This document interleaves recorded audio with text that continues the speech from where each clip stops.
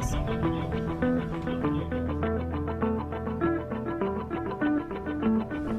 I'm Rocco. Hi, Ray. Nice to meet you.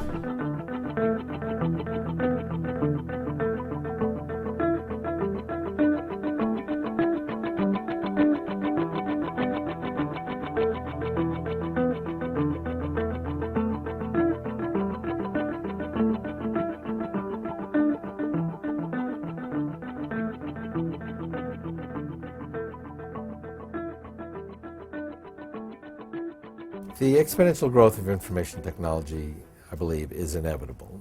Now, what we do with it is not inevitable. So it's not that the future has been written already, but we will get to an era where by 2045 we will have multiplied the intelligence and intellectual capability of the human-machine civilization a billion-fold compared to today.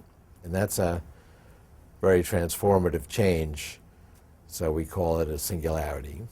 And it is actually quite amazing. It amazes me. If you look at the price performance of computing on a logarithmic scale, it shows you smooth AA exponential growth from the 1890 American census. There's no point where it suddenly becomes different, but it becomes nonetheless more and more prodigious. You say we're about to approach the knee of this exponential curve and technological development's about to explode.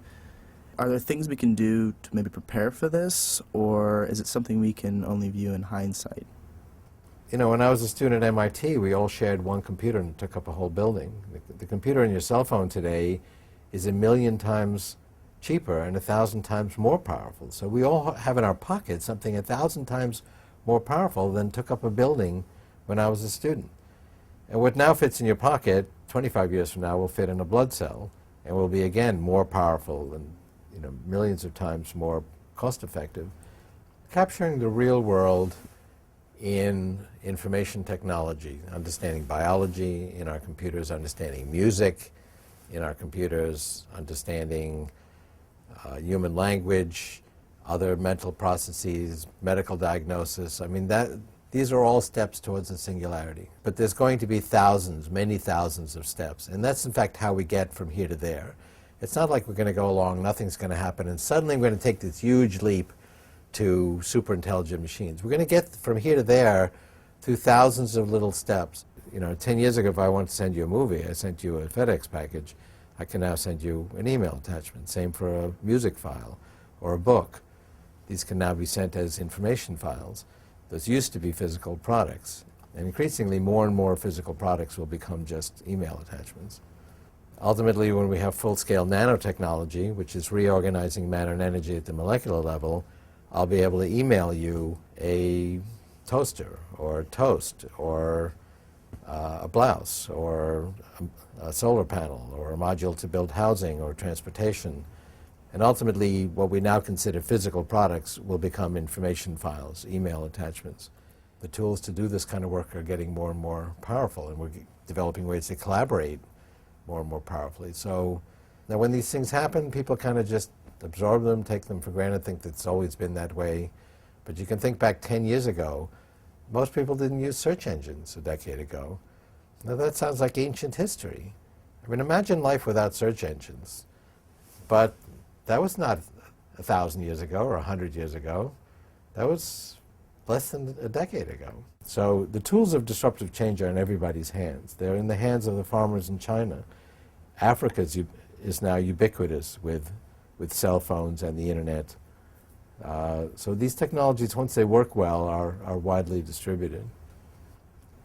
They are a few of the many thousands of steps that will get us from here to there. Important threshold is going to be when we capture human intelligence in a machine.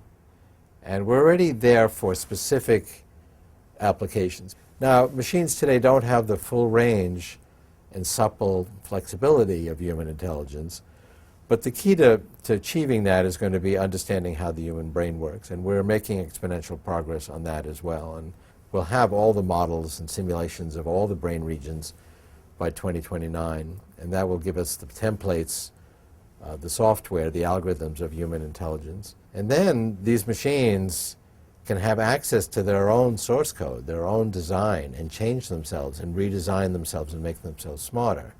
That's not something we can do so easily. I can't just go and rewire my brain. I can do a few things. I can take some supplements or drugs that make me smarter, but I can't really just redesign it, and I don't have the access to the source code yet. But in the future, we will. I got this philosophy from my family, that any kind of challenge or problems that you encounter, there is a solution. And you can find it, and you will find it. So you should look for it, and then you should adopt that solution.